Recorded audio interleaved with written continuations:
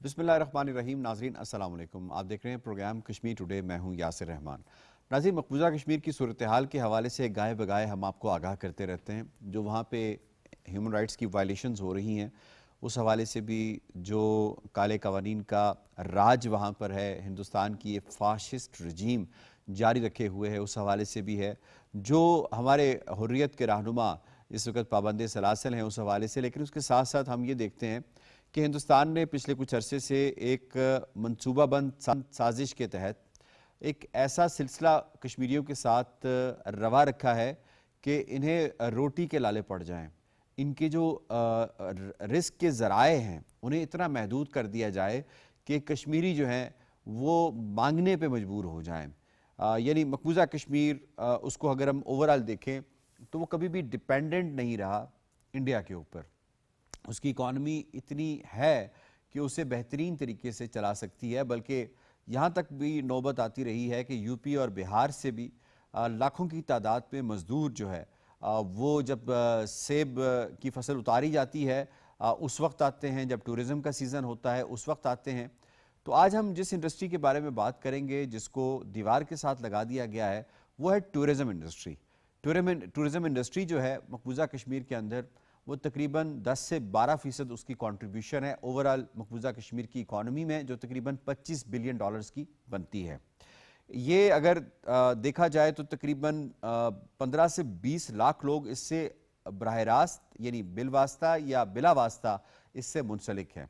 जो direct jobs लोगों को इसमें दी जाती हैं वो तकरीबन 2 लाख के करीब लोग डायरेक्टली मुस्तकिल तौर पे इसके साथ जॉब्स के पॉइंट ऑफ व्यू से एसोसिएटेड हैं। लेकिन 2025 में जैसे ही इन्होंने पहलगाम का ड्रामा रचाया, उसके बाद से हम देखते हैं कि इस कदर जो टूरिज़म है उसमें गिरावट आ चुकी है कि हर एक शख्स जो है वो इस वक्त वो दुहाई देता हुआ नज़र आता है, क्योंकि एक चेन इफ़ेक्ट होता है। जब भी आप एक टूरिस्ट आता है तो अल्टीमेटली होटल्स भी आबाद होते हैं, ट्रांसपोर्ट का काम भी चलता है, जो घोड़ सवारी करवाते हैं उनका काम भी चलता है। इसी तरीके से पूरी इंडस्ट्री मोबिलाइजेशन होती है, वो सारी की सारी अभी रुकी हुई है। 70 to 80% जो होटल्स का ऑक्यूपेंसी रेट है, रेशियो है, वो गिर चुकी है। और इसी तरीके से जो बाकी इसके साथ इंडस्ट्रीज़ रिलेटेड हैं, वाबस्ता हैं, उनका भी। और बेरोज़गारी का आलम यह है कि मकबूजा कश्मीर में इस वक्त सबसे ज़्यादा बेरोज़गारी है। ये मामला क्या जानबूझकर किया जा रहा है और ये क्यों किया जा रहा है, इसके मकासद क्या हो सकते हैं, और इससे क्या कोई जिद्दोजहद आज़ादी के ऊपर कोई फ़र्क पड़ेगा कश्मीरियों के साथ? पहले भी इस तरह के हरबे आजमाए गए हैं। इन तमाम उमूर के ऊपर आज के प्रोग्राम में हम अपने मुअज़्ज़ज़ पैनलिस्ट से बात करेंगे। सबसे पहले करवा देते हैं, आज हमें ज्वाइन किया है स्टूडियोज़ में राजा फैसल साहब ने, किसी तारुफ के मोहताज नहीं है, नामवर तजियाकार हैं और ख़ास तौर पे हिंदुस्तान की जो फॉल्ट लाइन्स हैं उस पर बड़ी गहरी नज़र रखते हैं।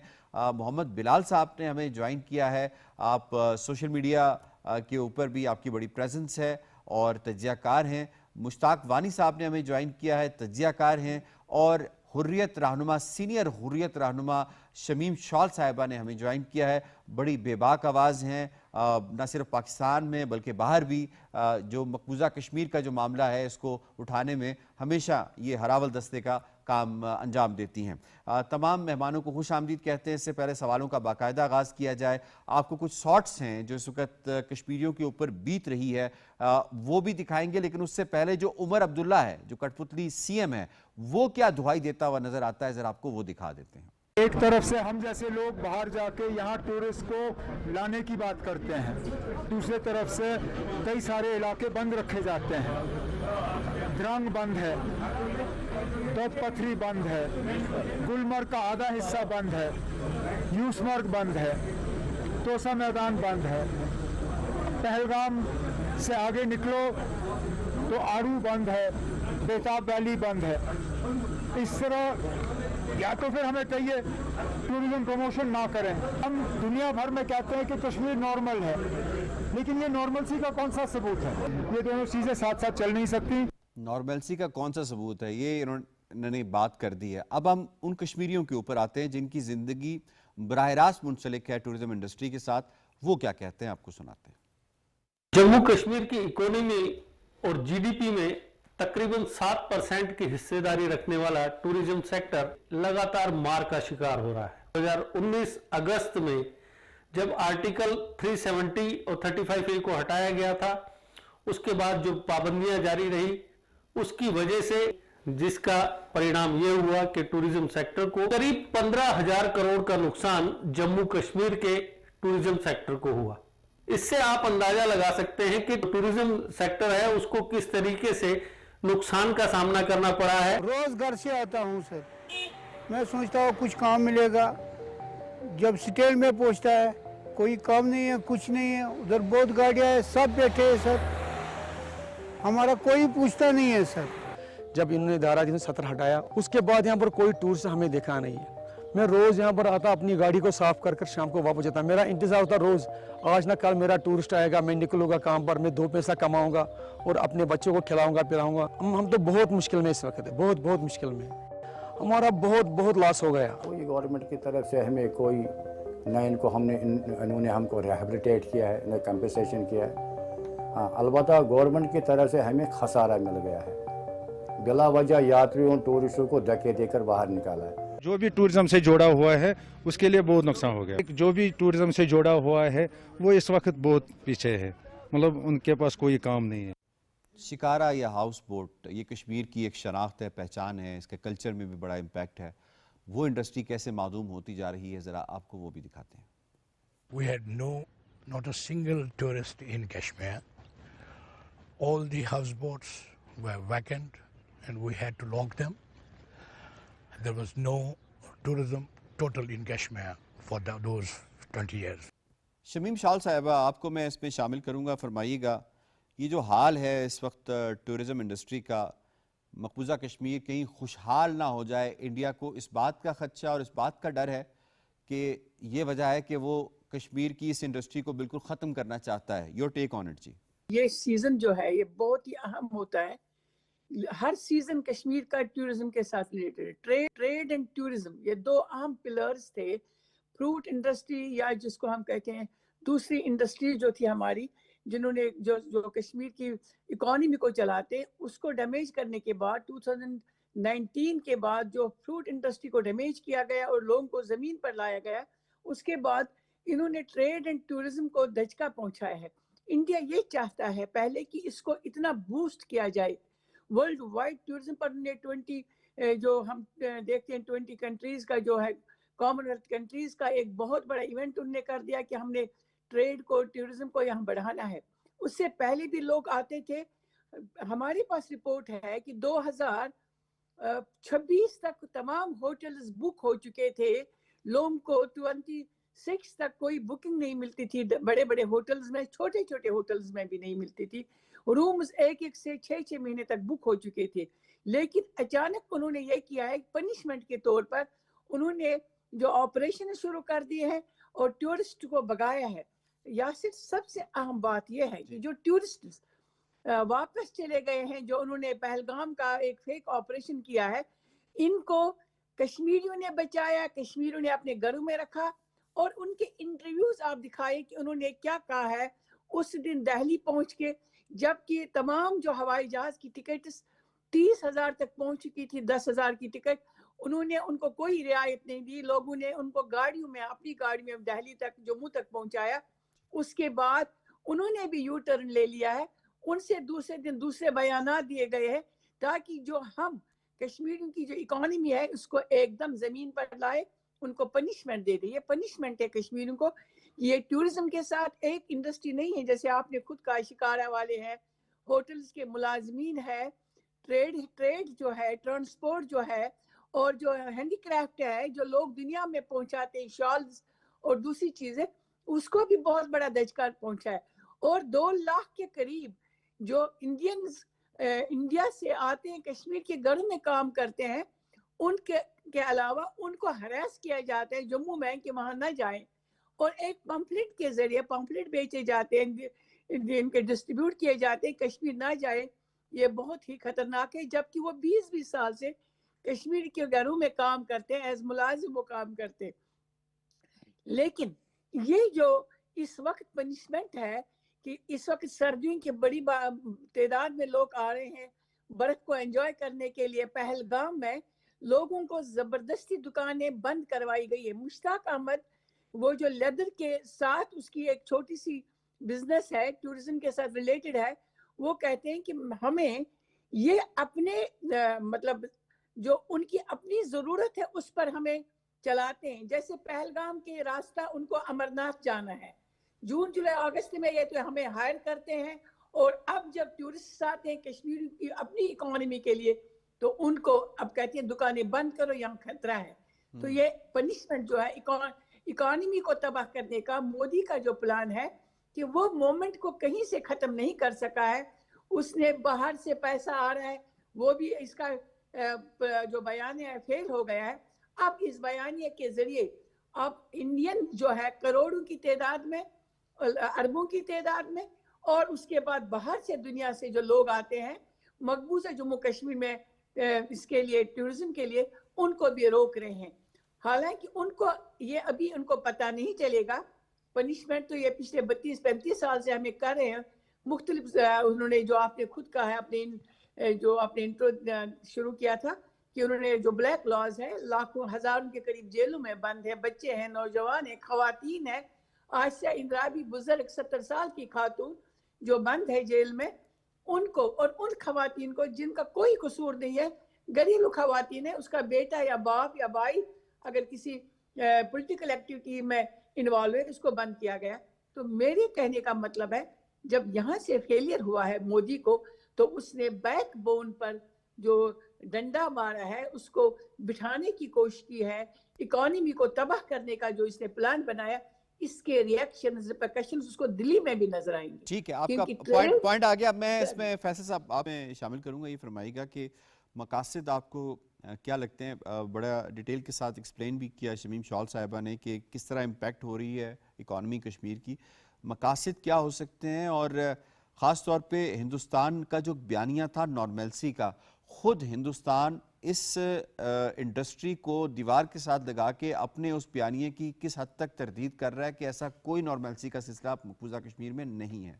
देखिए यासिर, जो मकासद हैं वो सामने नज़र आ रहे हैं, उसकी ऑब्वियसली हमें भिनक पड़ चुकी है, और वो ये हैं कि अडानीज़ एंड अंबानीज़ जो हैं they have huge plans in context of के वहाँ पे कुछ इंडस्ट्रीज़ को वो ऑफ कोर्स लगाना चाहते हैं, not for the people of Kashmir. करना ये चाह रहे हैं कि वहाँ पे क्योंकि सस्ती लैंड्स उनको प्रोवाइड की जा रही हैं, जिसमें कि काफ़ी सारी को मेडिसिन कंपनीज के जो गोडाउन्स होते हैं वो भी उधर वो बना सकते हैं, स्टोरेज के लिए स्टोरेज फैसिलिटीज़ बनाना चाहते हैं, क्योंकि वो नेचुरल उनको वहाँ पे एनवायरनमेंट ऐसा मिल जाता है। और दूसरी बात ये है कि डिफरेंट जो इंडस्ट्रीज़ हैं, इवन के आईटी सेक्टर की भी, वो कश्मीरियों को ये बता के कि यहाँ पे ये इंडस्ट्रीज़ आपके लिए लेके आ रहे हैं ताकि आपको नौकरियाँ मिलेंगी, ऐसा कुछ नहीं है। वो डेमोग्राफिक्स को चेंज करने के लिए पूरे भारत से वो लोगों को एम्प्लॉय करेंगे और उनको उधर रखेंगे और उनकी कॉलोनीज बनाएंगे। उन्होंने ऑलरेडी से लैंड एक्वायर करनी शुरू कर दी है। पहले वो जो सेबों के दरख्त और वो सारे के सारे जो बाग हुआ करते थे, इंटेंशनली उनको जलाया करते थे एंड इंटेंशनली उनको तबाह बर्बाद कर दिया, ताकि वो जो फूड चेन के हवाले से हमें एक वो फ्रूट बास्केट है कश्मीर, तो वो ये कॉन्टेक्स्ट ख़त्म करने की करके तो उसकी जगह ऑफ कोर्स लोग मजबूर हो जाएं अपनी ज़मीन देने के लिए, क्योंकि वो वहाँ पे काश्तकारी तो कर नहीं सकते। अब दूसरा जो है ये एस्पेक्ट, वो कासो के नाम पे वो जो कॉर्डन एंड सर्च जो ऑपरेशंस हैं उनके नाम पे जो 9 लाख भारतीय गस्बाना कब्जा है, 9 लाख फौज है उनकी, one of the most militarised zone है कश्मीर। ये उस तनाजुर में जगह जगह पे लोगों को तंग करना, जगह जगह पे लोगों को उठाना, खुसूसन यूथ को उठाना, फिर इंटरोगेशन के नाम पे उन पे टॉर्चर करना, जब उनमें से कोई मर जाएं तो उनको कहीं पे गिरा देना और इनकाउंटर शो करना कि ये पाकिस्तान से आ रहे थे और हमने इनको ऑफ कोर्स यहाँ पे काउंटर किया और ये काउंटर टेररिज्म हमने ऑपरेशन किया है। लोगों को ऐसे मार देना, फिर एक खौफ की फ़ज़ा बनाना ताकि लोग तंग आके दूर हट जाएं, यहाँ से भागना शुरू कर दें और वो कश्मीर को अपने लिए सेफ ना कंसिडर करें. ये at the same time they want to bring people from the other parts of India to Indian illegally occupied Jammu and Kashmir. The only reason behind it is that they want to disturb the demographics so that कि अगर future में United Nations आके अपनी resolutions को implement करना चाहे, plebiscite करवाना चाहे, तो उस वक्त उनको of course एक ही चीज़ नज़र आए कि यहाँ पे of course 50-50 वाला मामला है, या ये बनाना चाहते हैं कि 60-40 वाला मामला करना चाहते हैं Indian illegal occupied Jammu and Kashmir के हक्के और सच्चे रहने वालों को ये हक नहीं देना चाहते, और डिफरेंट इंडस्ट्रीज़ के नाम पे और फिर डिफरेंट यूनिवर्सिटीज़ के नाम पे, और ये हम लोग कोई ऐसे इंस्टीट्यूशंस बनाना चाह रहे हैं जिसमें कि हम लोगों को तालीम देंगे या फिर लोगों को टेक्निकल तालीम देंगे. ये सब का सब एक भोंडा मजाक है Indian illegally occupied Jammu and Kashmir के लोगों के साथ, और अल्टीमेटली गोल एक ही है कि किसी तरीके से लोगों को यहाँ पे इंडस्ट्रीज ऐसी लगा दी जाएं कि लोग मजबूर हो जाएं, इंडिया के लोग यहाँ पे रहने के लिए, और उनको डिफरेंट कॉलोनीज बना के दे दी जाएं जिसमें कि वो इनसाइड डेवलपिंग्स हो, उनका बिजनेस भी सारा अंदर हो और शॉप्स भी अंदर ही हो, जॉब भी अंदर ही हो, उनको बाहर कहीं जाना ना पड़े, लेकिन ये बेरोजगार करके और सब कुछ बेरोजगार करके, और उनको उनकी जो सारी की सारी इकोनॉमी है, क्योंकि इस वक्त तक कश्मीरी जो है वो सेल्फ सफिशिएंट है इन टर्म्स ऑफ वो किसी के आगे हाथ नहीं फैलाते, लेकिन ये चाहते हैं कि कश्मीरी हाथ फैलाएं लोगों. ठीक है बिलाल साहब, आपको मैं शामिल करूंगा. इंडियन गोदी मीडिया जब मकबूजा कश्मीर को पिक्चर करता है तो वो जो कुछ दिखाता है वो ऐसे लगता है जैसे कि मकबूजा कश्मीर के अंदर सब कुशन मंगल है, सब बहुत अच्छा है, सब नॉर्मलसी है. जैसे मैंने बात की फैसल साहब से भी, कि जो नॉर्मलसी का मंत्रा ये अलापते हुए नज़र आते हैं. जो स्टैटिस्टिक्स हैं वो जो हमें बताती हैं, जैसे ज़राअत के हवाले से अगर हम देखें तो सेब की फसल के साथ जो कुछ ये कर रहे हैं, इसी तरीके से बाकी इंडस्ट्री कश्मीर का पानी चोरी करके लेकर जा रहे हैं, वो हरियाणा को, पंजाब को और दूसरी जो राजस्थान है उनकी रियासतों को दिया जाता है. तो बुनियादी तौर पे आपको क्या लगता है, एक तो मीडिया का नैरेटिव बताइएगा कि कितना पिट चुका है, उससे एक आम कश्मीरी की ज़िंदगी बहुत मुख्तलिफ है जो वो बताना चाहता है, जो हमने दिखाई, जो अल जज़ीरा ने भी रिपोर्ट किया इसको. और दूसरा ये बताइएगा कि किस कदर ये कश्मीर के जो रिसोर्सेज हैं उनको उस पर डाका मारने की ये गरज है, इसलिए कश्मीरियों को ये बेरोजगार कर रहे हैं. देखें यासिर साहब, सबसे पहले तो ये है कि भारतीय मीडिया वही कुछ दिखाता है या दिखाने की कोशिश करता है जो उन्हें भारतीय हुकूमत की तरफ से जिस तरह से बताया जाता है, फीड किया जाता है कि आपने यही तस्वीर दिखानी है. हालांकि अब डिजिटल मीडिया आ चुका है. आपने जो प्रोग्राम के आगाज़ में कुछ क्लिप्स चलाए, उनको देख के यही महसूस होता है कि इन दिनों में भी हालात इस कदर अंधोनाक हो चुके हैं कि जिस तरह से यहाँ पे बात हुई कि कश्मीरी कौम और खुसूसन ऑक्युपाइड कश्मीर के अंदर जो मादनियात हैं, जैसे वहाँ पे लोग हाथों से कालीन बनाते हैं, दुनिया के बेहतरीन जो कालीन है वहाँ पे हैं, ज़ाफ़रान हैं, अरबों रुपए का ज़ाफ़रान सालाना जो भारतीय कंपनियां हैं वो पूरी दुनिया को बेच डालती हैं, और उसका कुछ हिस्सा उन मजलूम कश्मीरियों को मिलता है. 120 अरब रुपए का जो सेब है वो बुरे तरीन हालात के अंदर भी दुनिया में भिजवाया गया. भिजवाने वाले कौन है आगे? भारतीय खुद. ठीक है, लोकल सतह पे फसलों का नुकसान तो हुआ ही हुआ. यही कुछ नहीं. जैसे टूरिज्म की इंडस्ट्री की बात हुई कि ये वो इंडस्ट्री है जो उनको खुद कफालत की तरफ लेके जाती है, जिसने कश्मीरियों को आज तक भारतीय हुकूमत या उनके अदारों के आगे हाथ फैलाने पे मजबूर नहीं किया, रोके रखा.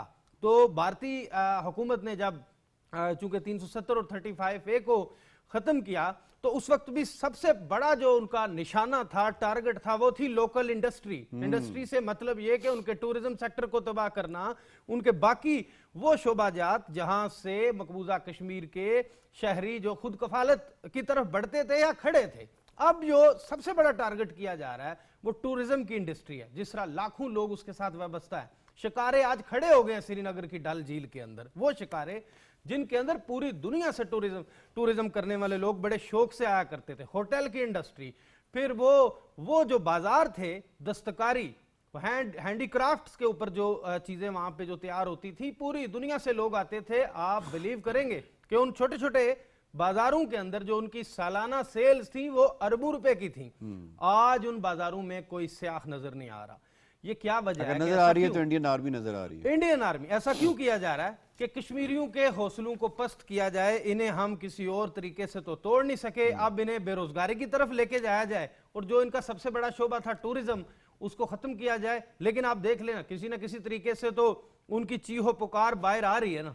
अब ये मीडिया पे क्लिप्स जो अल जजीरा ने चलाए हैं या सोशल मीडिया पे जो मुकामी लोग आपने देखे कि एक बड़ी आबादी थी जो वो उनका जो रिस्क था वो टूरिज्म इंडस्ट्री अभी के कह रहे साथ हैं जुड़ा कि हुआ था। देयर इज नो नॉर्मलसी इन कश्मीर, नहीं, जो ये नहीं, कहना कुछ भी चाह नहीं। रहे हैं। अगर होती तो आज टूरिज्म इंडस्ट्री का ये हाल ओपन ना हो। होती, आज इंडस्ट्री ओपन होती। ये पहलगाम का वाकया क्यों करवाया गया? इसीलिए कि पहले इस इंडस्ट्री को टारगेट करें ठीक, और लोगों को मुतासर करें। आपका पॉइंट आ गया। ठीक, मुश्ताक वानी साहब मैं आपको इसमें शामिल करूंगा, जरा हम कंपैरिजन भी कर लेते हैं। आज़ाद कश्मीर निस्बतन अगर देखा जाए तो मकबूजा कश्मीर से बहुत छोटा खित्ता है, आबादी के लिहाज से भी 4.2 मिलियन की पॉपुलेशन है, वहाँ पे 12 मिलियन से ज़ायद की पॉपुलेशन है।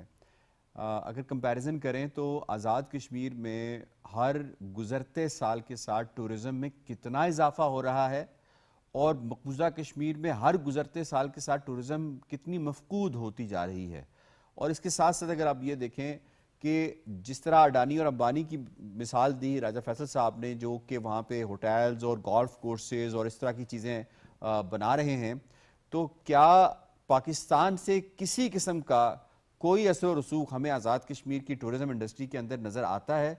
क्या कोई पाकिस्तानी वहाँ पे जाके ज़मीन ख़रीद सकता है? ज़रा ये बताइएगा, थोड़ा कंपैरिजन भी कीजिएगा कि ये छोटा सा खित्ता है और इसमें टूरिज़म के जितने भी मौके हैं वो सारे कश्मीरियों को अवेलेबल हैं, और वो खित्ता उसमें जितने भी मौके अवेलेबल थे वो सारे ख़त्म हो गए और अब वो अवेलेबल जो हैं वो इंडियंस को हैं। Your take on it. देखिए जी, ये महाराजा हरी सिंह ने एक फैसला किया था कि गैर कश्मीरी जो हैं वो वहाँ पर ना तो ज़मीन ख़रीद सकते हैं, ना वसी कारोबार कर सकते हैं, आएँ टूरिज़म के हिसाब से घूमें फिरें, जैसे 35A का कानून कहा जाता है। क्योंकि मामूली से एक कश्मीरी कौम थी, छोटी सी कौम थी, तो इनके वसाइल भी ये ज़्यादा नहीं थे, टूरिज़म था या ड्राई फ्रूट्स थे या दूसरे फ्रूट्स थे, तो इन चीज़ों को रोकने के लिए ये एक्ट बनाया गया था।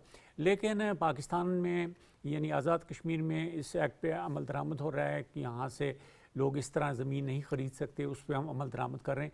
लेकिन मकबूजा कश्मीर में ख़ासकर अब हम देखते हैं 5 अगस्त 2019 के बाद कोशिश उनकी ये रही है कि तमाम उस इलाके पर इंडियन इंडस्ट्री जो है कायम हो जाए।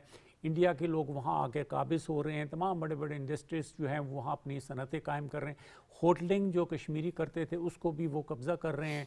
इसी तरह जितना भी कारोबार है उस पर वो इंडियंस कब्ज़ा करने की कोशिश कर रहे हैं और वहाँ पर आप ज़मीन भी वो ख़रीद सक रहे हैं, ख़रीद रहे हैं। आज़ाद कश्मीर के हवाले से आप बता दें। तो आज़ाद कश्मीर के हिसाब से यहाँ पर तो किसी किस्म की कोई पाबंदी नहीं है। यहाँ से तमाम चीज़ें दुनिया भर में जो भेजी जाती हैं टूरिज़म के हिसाब से खुला है, और सिवाय मौसम जब शदीद ख़राब हो तो वो अलग बात है, अदरवाइज़ तो टूरिज्म के हिसाब से यहाँ पर किसी किस्म की कोई क्या इनके पाबंदी जितने नहीं। रिसोर्सेज हैं उसका फ़ायदा कश्मीरी उठा रहे हैं या कोई और उठा सकता है? देखिए जी, जो आज़ाद कश्मीर के रिसोर्सेज हैं यकीनन वो कश्मीरी उठा रहे हैं, उनके वसाइल उन्हीं पर ख़र्च होते हैं और कश्मीरियों की जो भी मईशत है वो यहाँ पर आज़ाद कश्मीर के हिसाब से बहुत बेहतर है। और हम अगर देखें ये इलाका पार्टीशन के पहले जो थे कश्मीर का इलाका डेवलप था मुग़लों के दौर से, ये अंडर डेवलप था, लेकिन अब इस इलाके ने भी तरक्की कर ली है। यहाँ भी यूनिवर्सिटियाँ हैं, कॉलेजेस हैं और बहुत तरक्की हो रही है, रोड्स का स्ट्रक्चर है, इसी तरह और चीज़ें भी वहाँ तरक्की कर रही हैं। और सबसे बड़ी बात यह है कि आज़ाद कश्मीर के लोग आज़ाद कश्मीर में और पाकिस्तान में तमाम ओहदों पे फायज़ हैं, फ़ौज के बड़े से बड़े ओहदे पर फायज़ हैं, ब्यूरोक्रेसी में सबसे बड़े से बड़े ओहदे पर फायज़ हैं। यहाँ पर कोई भी वो फ़र्क नहीं है उनके दरमियान में, उन्हें बिल्कुल पाकिस्तानियों जैसे ही हुकूक हासिल हैं, वो हर फील्ड में हर जगह इज़्ज़त है, एहतराम है। जबकि मकबूजा कश्मीर में आप देख लें उनकी आर्मी में कितने लोग होंगे जो कश्मीर से ताल्लुक़ रखते हैं, या ब्यूरोक्रेसी से कितने लोग हैं जो वहाँ उनके फोर्सेस में। मकबूजा कश्मीर में देख लें मुसलमान जो हैं, अब जो उनकी आर्मी है, पुलिस है, ब्यूरोक्रेट से बहुत कम है, ज़्यादातर वो हिंदुस्तान से लाए गए हैं और उन्हीं से वो काम ले रहे हैं। एक कंपैरिजन भी आपने किया। जी जी प्लीज, एक छोटी सी एडिशन कर दूं कि इस साल काकूल में जो सोर्ड ऑफ ऑनर है एक कश्मीरी।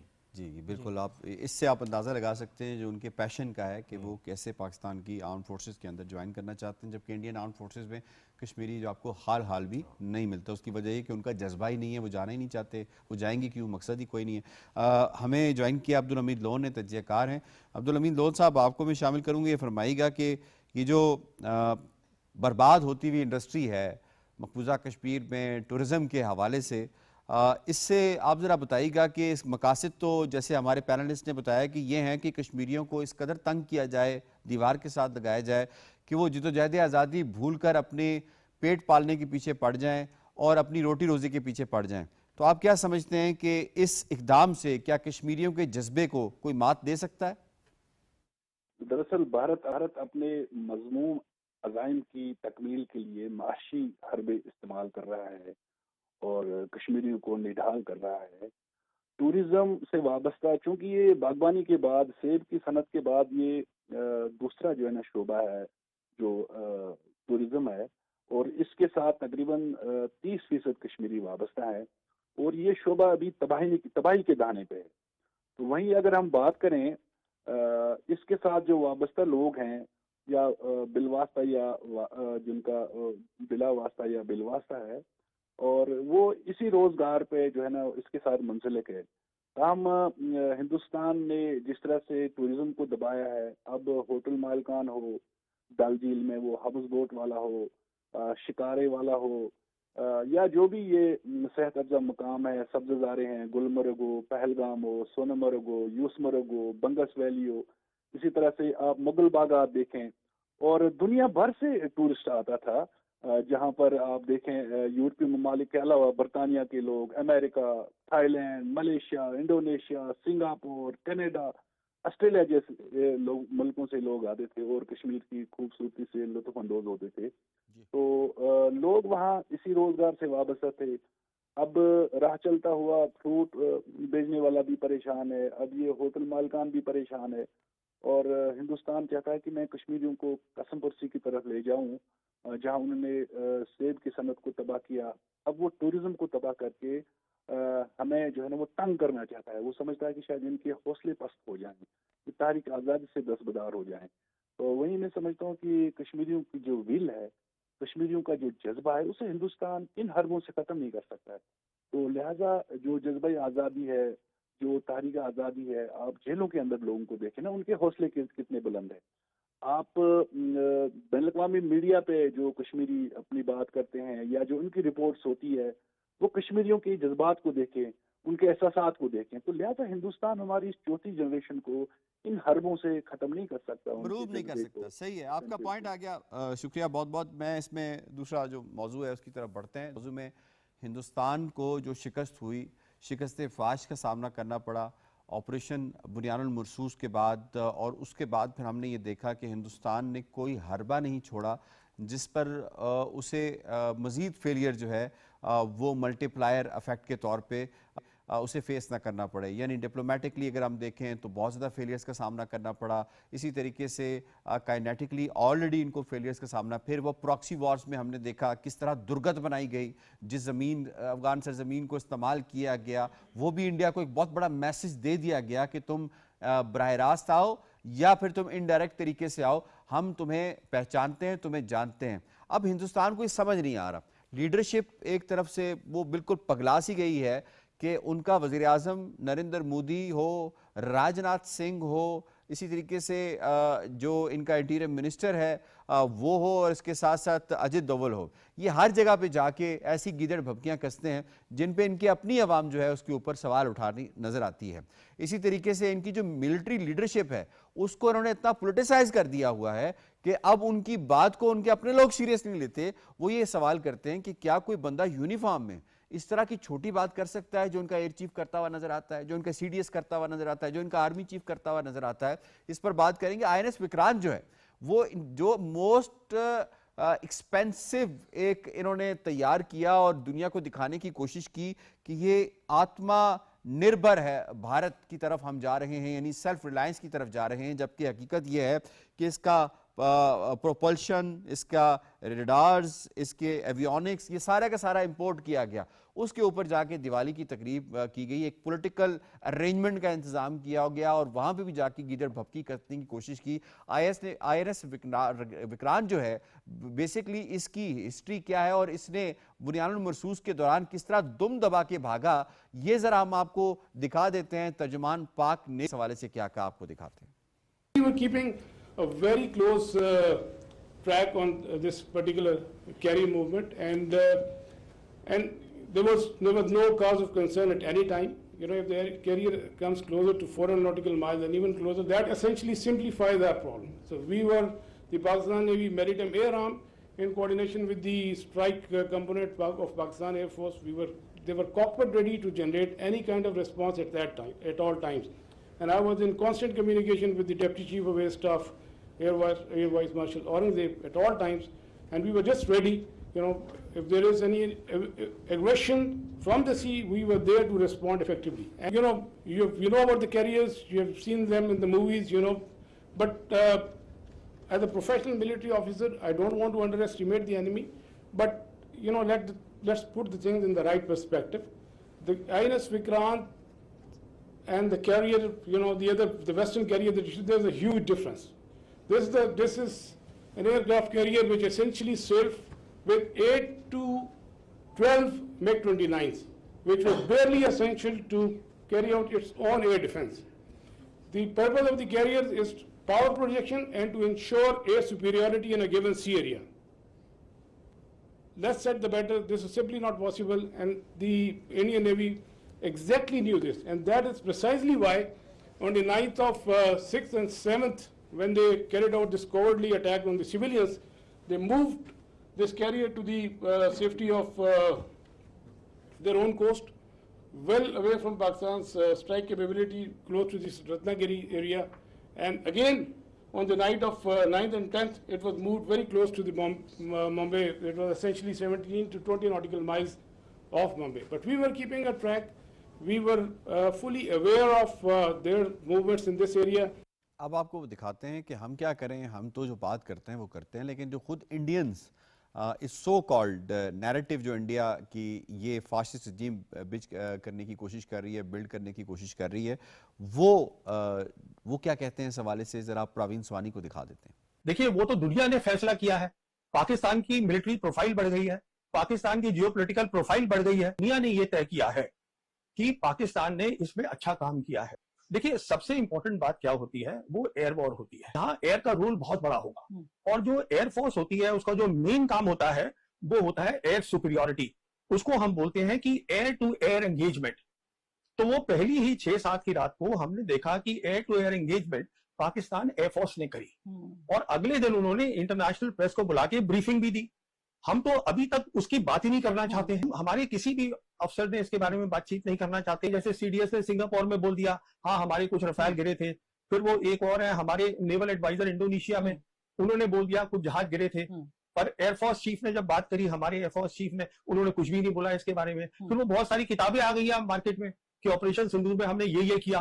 एयर वॉर की बात ही नहीं करते. देखिए, जहां तक दुनिया का ताल्लुक है और दुनिया में जो मिलिट्री लीडर्स हैं वो एयर वॉर को अहमियत देते हैं. सुना आपने प्रवीण स्वानी क्या कहते हैं. मैं इसमें फैसल साहब आपको शामिल करूंगी. ये फरमाइएगा कि आईएनएस विक्रांत जो कि एक शिकस्त की और एक बहुत ज़्यादा एक्सपेंस की अलामत है, वहाँ पे जाके स्टेज ड्रामा करने का मोदी का क्या मकसद था? देखिए, जैसे मोदी जी बहुत फारिग आदमी हैं, ऐसे ही आईएनएस विक्रांत भी बहुत फारिग सा एक बहरी बेड़ा है. तो ये दोनों फारिग इकट्ठे हो गए थे दिवाली वाले दिन, और उसमें हमें ये नज़र आया कि उन्होंने कहा जी कि मैं अपने नाव सैनिक जो हैं, नाव सेना के पास आया हूँ और यहाँ पे बैठ के तो मैं इनके साथ दिवाली मनाऊंगा. और हमने ये देखा कि वहाँ पे ये बड़ी बड़ी बातें करते रहे. हालांकि पूरी दुनिया में वो मोदी जो कि जाना जाता था कि इसके एयरफोर्स 1 जहाज का कभी इंजन बंद नहीं होता, एक मुल्क से दूसरे मुल्क और दूसरे से तीसरे, और हर जगह जो मुझे उन्होंने बुलाया मैं उधर जा रहा हूँ. अब वो घर का ही होके रह गया. और वो कहते हैं ना कि मोदी का जो भारत है वो ना आज घर का रहा है ना घाट का रहा है. और इसी तनाजुर में हमने ये देखा कि वहाँ पे जाके तो अपनी नाव सेना को ये भाषण दिए जा रहे थे. हालांकि अगर इंडियन मीडिया को देखा जाता 8 तारीख को, 8 मई को या 9 मई को, तो हमें ये पता चल रहा था कि शायद वो विक्रमादित्य जो है, आईएनएस विक्रमादित्य, वो मुल्तान पहुँच गया है और आईएनएस विक्रांत जो है वो लाहौर में पहुँच गया है. تو یہ ان کے اپنے کلیمز تھے اور جھوٹ پہ مبنی ساری کی ساری سٹوریز تھیں. اب 5 مہینے بعد ان کو اچانک سے یہ یاد آ گیا کہ ہم نے بہت سے گل کھلائے ہیں جو کہ ہم نے ابھی بتائے نہیں ہیں. حالانکہ پوری کی پوری جو دنیا ہے یہ کوئی 18ویں یا 19ویں صدی تو ہے نہیں کہ آپ نے کچھ کرنا ہے تو کسی کو پتہ نہیں میں واپس بھی آپ کی طرف آتا ہوں. انٹرسٹنگ آپ نے بات کی. ہمیں جوائن کیا ہے ریئر ایڈمرل ریٹائرڈ فیصل شاہ صاحب نے. اتھارٹی اس موضوع کے اوپر اور بڑی بے باک تجزیہ کرتے ہیں. میں آپ کو ویلکم کرتے ہیں. ایڈمرل صاحب ذرا فرمائیے گا, ہم آئی این ایس وکرانت کے حوالے سے بات کر رہے ہیں, ایک تو ذرا یہ بتائیے گا کہ 6 اور 7 کو اور اس کے بعد پھر 10 کو یہ آئی این ایس وکرانت تھا کہاں پہ, جس کے بارے میں اتنے چرچے اور اتنے دعوے اور اتنی گیدڑ بھبکیاں کس رہا ہے مودی, اور مودی نے کس حد تک یہ انڈین عوام کو یہ بتایا کہ یہ میں اتنا ایکسپینسو جو میں نے بنایا ہے آئی این ایس وکرانت, یہ بیسیکلی گڈ فار نتھنگ ہے. جی اصل میں یہ بتانے کی ضرورت ہے کہ آئی این ایس وکرانت نے کیا ہے آپریشن سندور میں, جس کا مودی جا کے وہاں پہ ڈھنڈورا پیٹ رہے تھے کہ آپ لوگوں نے بہت اچھا کام کیا. آئی این ایس وکرانت جو تھا وہ پوری جنگ میں 400 میل سے قریب پاکستان کے نہیں آیا. 400 میل بنتے ہیں 700 کلومیٹر, تو یہ 700 کلومیٹر پہ کھڑا رہا, اس سے آگے نہیں آیا. اور جب 6 اور 7 اور 10 تاریخ کو ہمارا اور انڈیا کا بھارت کا کاروائیاں ہو رہی تھیں جس میں جہاز گر رہے تھے اور تباہی زمین پہ ہو رہی تھی, تو یہ آئی این ایس وکرانت کو ممبئی کے قریب لے گئے اور وہاں سے جو ان کے مین ایئر فورس کے بیسز تھے ان سے اس کو ایئر پروٹیکشن دینا شروع کر دی تاکہ پاکستان نیوی اور پاکستان ایئر فورس کی یہ ضرب سے بچا رہے. تو یہ ان کی نیوی نے کارنامہ انجام دیا تھا آپریشن سندور میں, جس کی وہ شاباش دینے گئے تھے ان کو آئی این ایس وکرانت پہ. اور کیوں گئے تھے نیوی کی طرف کہ دیکھیے مئی کے بعد اب وہ ایئر فورس اور آرمی کے پاس تو جانے سے رہے. وہاں جا کے وہ کیا کہتے ہیں ان کو کہ بھئی آپ نے بڑا اچھا کام کیا, 7 جہاز گرا دیے, S-400 کی بیٹری تباہ کروا دی, اپنے ہیڈ کوارٹرز جلوا دیے. وہ وہاں گئے جہاں کا ابھی بھرم رہتا ہے, جہاں پردہ چاک نہیں ہو سکا تھا, تو وہاں جا کے انہوں نے یہ شاباش دی. لیکن میں آپ کو یہ بتا رہا ہوں اور یہ بات بالکل صحیح ہے کہ ہم کوئی 18ویں 19ویں صدی میں نہیں رہتے, ہم 21ویں صدی میں رہتے ہیں جہاں لوگ براہ راست چیزیں دیکھ رہے ہوتے ہیں, ہمیں تو بتانے کی ضرورت بھی نہیں ہے. تو ان سب نے دیکھا ہے کہ ان کی نیوی کہاں تھی, کہاں کھڑی رہی اور کہاں سے پھر کہاں جا کے چھپتی رہی. تو فیض صاحب یہ فرمائیے گا کہ یہ اپنی نیوی کے حوالے سے بڑے بڑے دعوے کرتے ہوئے نظر آتے ہیں, تو کیا ہماری جو کیپیبلٹی ہے, کیپیسٹی ہے, وہ ان کی نیوی کو ٹیکن ٹو ٹاسک کرنے کے لیے کافی ہے, ان کو جواب دینے کے لیے کافی ہے؟ کیا یہی وجہ ہے کہ انہیں اپنا وکرانت جو ہے اس کو چھپانا پڑا اور چھپانے پہ ان کو داد دی جا رہی ہے؟ دیکھیں یہاں سے یہ تو بات مجھے یا آپ کو کہنے کی ضرورت ہی نہیں ہے, یہ تو انڈینز نے خود بات پروف کر دی ہے. اپنی نیوی کو 400 میل سے آگے نہ لا کر کھڑے رہے وہاں پہ, اس سے آگے نہیں آئے اور جا کے بلکہ میں نے جیسے پہلے کہا کہ چھپتے رہے. تو یہ تو اسی بات کا بیسیکلی ایک انڈیکیشن ہے نا کہ ان کو پتا تھا کہ آگے آنے میں کتنا بڑا خطرہ ہے. اگر وہ کوئی کارروائی کرتے تو اس کا جو خمیازہ ان کو بھگتنا پڑتا. جب آپ کوئی کام شروع کرنے لگتے ہیں تو آپ اس کے اینڈ ریزلٹ کو کیلکولیٹ کرتے ہیں اور آپ یہ دیکھتے ہیں کہ میرے لیے اس میں رسک کتنا ہے. اگر رسک زیادہ ہوتا ہے تو پھر آپ وہ کام کرنے سے گریز کرتے ہیں. تو ظاہری بات ہے کہ اس کام میں ان کے لیے رسک زیادہ تھا, تو انہوں نے اس کام کو کرنے سے گریز کیا. اور یہ جو رسک زیادہ تھا, یہ رسک اسی لیے زیادہ تھا کہ پاکستان نیوی کی جو کیپیبلٹی ہے وہ ان کو بالکل آیا ہے, بالکل ان کو پتا ہے. اور ان کو یہ پتا تھا کہ ہم ٹھیک ہے میزائل چلا دیں گے, میزائل شاید چلا بھی جائے, لیکن اس کے بعد جو وہاں سے رسپانس آئے گا وہ شاید ہم برداشت نہ کر سکیں. تو فیض صاحب یہ فرمائیے گا کہ ابھی حالیہ ہم اگر اسٹیٹمنٹس کو دیکھیں تو جو انڈین ڈیفنس منسٹر ہے راج ناتھ سنگھ, اس نے سرکریک کا بڑا ذکر کیا ہے. تو آپ کو کیا لگتا ہے کہ ابھی یہ وار تھیٹر جو ہے from L O C to Sir Creek اور اس طرف لے کے جانا چاہتے ہیں, اور اس طرح کا کوئی مس ایڈونچر کرنے کی, جس کو یہ سندور آپس 2.0 کی بات کر رہے ہیں, وہ بھی کچھ پلان کر سکتے ہیں یہ, اور اس کے لیے ہماری جو خاص طور پہ جو رسپانس ہوگا وہ کتنا ایک بیفٹنگ رسپانس ہوگا؟ دیکھیے وہ سرکریک کی جو انہوں نے بات کی ہے, مجھے یہ لگتا ہے کہ ان کو اس علاقے کے بارے میں کوئی آگاہی نہیں ہے, کوئی صحیح ان کو پتہ نہیں ہے اس علاقے کے بارے میں, تبھی انہوں نے یہ بات کر دی ہے. اور وہ کہتے ہیں کہ یہاں سے ایک روڈ جاتی ہے جو کراچی تک جاتی ہے, تو بھائی اس روڈ تک پہنچنا ہی تو عذاب ہے. آپ آ جائیں, آپ نے سرکریک میں یا کریکس ایریا میں کچھ کرنا ہے تو آپ آ کے دیکھ لیجئے, آپ یہاں سے واپس نہیں جا سکیں گے. وہ اتنا ڈیفیکلٹ ایریا ہے, اتنا ایک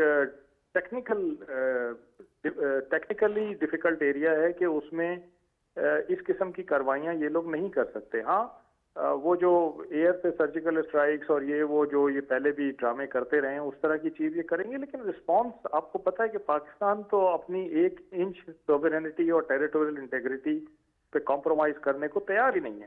ہم نے تو اسٹرانگیسٹ جواب دیا ہے اور اسٹرانگیسٹ جواب ہم دیں گے. تو یہ انہوں نے بغیر کوئی کسی نے ان کے کان میں یہ بات شاید ڈال دی اور انہوں نے یہ آگے کہہ دی, لیکن ان کو اس علاقے کے بارے میں جو میری اپنی سمجھ بوجھ ہے ان کو اس علاقے کے بارے میں بالکل کوئی پتہ نہیں ہے, کوئی سمجھ بوجھ نہیں ہے اس علاقے کی. اچھا, اس سے پہلے آپ سے اجازت ہے یہ فرمائی گئی جو ملٹری لیڈرشپ کی سٹیٹمنٹ, جس طرح کی پولیٹیسائزڈ سٹیٹمنٹس آ رہی ہیں, پولیٹیکل سٹیٹمنٹس آ رہی ہیں انڈیا کی جانب سے, تو آپ کو کیا لگتا ہے کہ کس قدر کمپرومائز کیا ہے ان کی پروفیشنلزم کو, اور جو ان کے رینکس اینڈ فائلز ہیں اس کے اندر کتنا ایک تذبذب اور کتنی فرسٹریشن ہے جب وہ اپنے ایئر چیف کو, اپنے سی ڈی ایس کو اور اپنے آرمی چیف کو اس طرح کی بے پرکی اڑاتے ہوئے دیکھتے ہیں؟ دیکھیں یاسر, مجھے بحیثیت ایک ملٹری آفیسر اگر فرض کریں میں نے کوئی کام نہیں کیا ہے اور میرا کوئی لیڈر آ کے مجھے کہے کہ یار شاباش تم نے یہ بڑا اچھا کام کیا, تو مجھے اندر سے ایک گلٹی فیل ہوگی کہ یہ کام میں نے کیا نہیں ہے اور مجھے کس چیز کی یہ شاباش دے رہے ہیں. 4 مہینے بعد آپ کو یاد آ رہا ہے کہ آپ نے پاکستان کے 5 جہاز گرا دیے, آپ کے آرمی چیف الگ دعوے کر رہے ہیں, مودی صاحب وکرانت پہ جا کے کہہ رہے ہیں کہ نیوی نے بڑا اچھا کام کیا. تو اب آپ دیکھیں جو لیڈرشپ ہوتی ہے اس کو اپنے لوگوں کا morale بڑھانا ہوتا ہے, نہ کہ ان کو شرمندہ کرنا ہوتا ہے. تو میں یہ سمجھتا ہوں کہ ان کی تمام یہ جو لیڈرشپ ہے یہ اس بات پہ تلی بیٹھی ہے کہ ہم نے اپنے لوگوں کو شرمندہ کرنا ہے, ان کو یہ بتانا ہے کہ تم نے جو کام نہیں کیا ہم اس کی تمہیں شاباش دے رہے ہیں. ایک جھوٹ کا فسانہ ہے جو پہلے دن سے تھا اور وہ ابھی تک چل رہا ہے. اب ان کے پاس ایکچولی فیس سیونگ کے لیے کچھ نہیں ہے, جس کی وجہ سے اس قسم کی اسٹیٹمنٹس آ رہی ہیں, اور یہ ان کو دیکھنا چاہیے کہ اس کا ایفیکٹ نیچے رینکس اینڈ فائلز میں کیا جا رہا ہے. ٹھیک, آپ کا پوائنٹ آ گیا, بہت شکریہ. میں اس میں شامل کروں گا بلال صاحب, آپ کو شامل کروں گا. آپ یہ فرمائیے گا کہ کوئی فرنٹ رہ گیا جس پہ انہوں نے اپنے لیے شرمندگی اکٹھی نہ کی ہو, جو اب وکرانت پہ جا کے اس طرح کا انہوں نے جو سٹیٹمنٹس دی ہیں, اس کا کیا امپیکٹ پڑے گا؟ انٹرنیشنل کمیونٹی کیا کوئی مروب ہوگی ان کی سٹیٹمنٹ سے؟ دیکھیں, پوری دنیا کو آپریشن بنیان المرصوص اور مارکہ حق کے دوران معلوم ہو گیا ہے کہ کون کتنی طاقت میں ہے, کس نے کتنا اچھا پرفارم کیا, اور پوری دنیا میں آپ نے دیکھا کہ جس طرح سے سفارتی اعتبار سے آج الحمدللہ پاکستان کہاں کھڑا ہے اس مارکے کے بعد, اور ہندوستان کہاں کھڑا ہے, یہ فیصلہ بہترین ان چند ایکٹیویٹیز کے ذریعے کیا جا سکتا ہے کہ آج ہندوستان کو جس طرح سے پوری دنیا میں ہزیمت کا سامنا کرنا پڑ رہا ہے. اور میں سمجھتا ہوں کہ یہ نریندر مودی اور ان کے جو پالیسی میکرز ہیں یا جو انہیں پیچھے بیٹھ کے چلا رہے ہیں کسی نہ کسی انداز میں, وہ بھی شرمسار ہیں اس وقت, لیکن انہیں کچھ نہ کچھ تو اپنے چہرے کو دھونے کے لیے کرنا ہے. لیکن جو کچھ وہ کر پا رہے ہیں یا کرتے ہی جا رہے ہیں وہ کوئی کلیئر میسج نہیں جا رہا ان کی طرف سے دنیا میں. اب جس طرح سے وکرانت کو ایک سٹیج کے طور پہ استعمال کیا گیا, ایونٹ کیا گیا وہاں پہ دیوالی کا, اور وہ وہاں پہ جو ان کی سپیچ تھی وہ جو ہے میں سمجھتا ہوں کہ بی جے پی کا بیانیہ زیادہ نظر آ رہی تھی کسی ایک اچھی ریاست کے وزیر اعظم, یا جو ان کی فوجی قیادت کی باتیں تھیں وہ پیورلی جو ملٹری لیڈرشپ ہوتی ہے وہ باتیں نہیں تھیں. تو یہ اس عظیمت کو کسی نہ کسی طریقے سے ختم کرنے کی کوششوں میں مصروف ہیں, اور الٹا میں سمجھتا ہوں کہ پوری دنیا کے اندر یہ چیزیں, یہ ایکٹیویٹیز ان کے لیے جنگ ہنسائی کا باعث بن رہی ہیں, اور ان سے انہیں باز آ جانا چاہیے. اب چونکہ 5 ماہ ہونے کو ہیں, پریزیڈنٹ ٹرمپ نے اس پہ متعدد بار بات کر لی, دنیا کے مختلف ممالک نے, جریدوں نے اس پہ سٹوریز شائع کر دی, آرٹیکلز آ گئے, اور سارا کچا چٹھا کیا کبھی ایسے ہوا ہے کہ ان کی کسی سٹیٹمنٹ کے بعد, جو بھی ان کی ملٹری لیڈرشپ یا ان کی جو پولیٹیکل لیڈرشپ ہے, اس کی سٹیٹمنٹ کے بعد دنیا کے کسی رہنما نے یا کسی ادنا سے سفیر نے بھی یہ کہہ دیا ہو, او ہو ہم سے غلطی ہو گئی تھی, ہم نے فلاں ٹائم پہ یہ سٹیٹمنٹ دی تھی, اب ہم اس سٹیٹمنٹ کو ان کی سٹیٹمنٹ کی وجہ سے واپس لیتے ہیں؟ کیا کبھی ایسے ہوا ہے؟ اگر نہیں ہوا تو کتنی شرمندگی انہوں نے مزید اکٹھی کی ہے؟ دیکھیں, ایسے کبھی نہیں ہوا. اب جو لوگ اس پہ, فرانس نے بات کی رافیل طیاروں کی, جو کہ بات کہیں اور نکل جائے گی, وہ یہ جھوٹ پہ جھوٹ بولے جاتے ہیں. پتہ نہیں ان کی یہ جو جھوٹ ہے या मकारी अयारी, ये तो इनके अंदर रची बसी है ना एक अरसे से, लेकिन झूठ पे झूठ और हजीमत पे हजीमत उठाना पता नहीं इनके नसीबों में है। मुझे तो आज तक ये समझ नहीं आती कि ये दौर वो दौर नहीं है कि आप स्टेटमेंट यहाँ पे देंगे, अखबारों में शाया करवा लेंगे। ये डिजिटल दौर है, ग्लोबल वर्ल्ड बन चुकी है दुनिया आज में, फैक्ट चेक का दौर है। ठीक है, तो ये बाज नहीं आएंगे इससे। ठीक है, आपका पॉइंट आ गया। I have to wind up. मुझे शुक्रिया अदा करना है अपने तमाम मुअज़्ज़िज़ मेहमानों का। आज के प्रोग्राम के हवाले से तज्ज़िया, तबसरा, रिपोर्ट और शॉर्ट्स आपने मुलाहिज़ा की। प्रोग्राम कश्मीर टुडे से इतना ही। यासिर रहमान को दीजिए इजाज़त। अल्लाह निगहबान।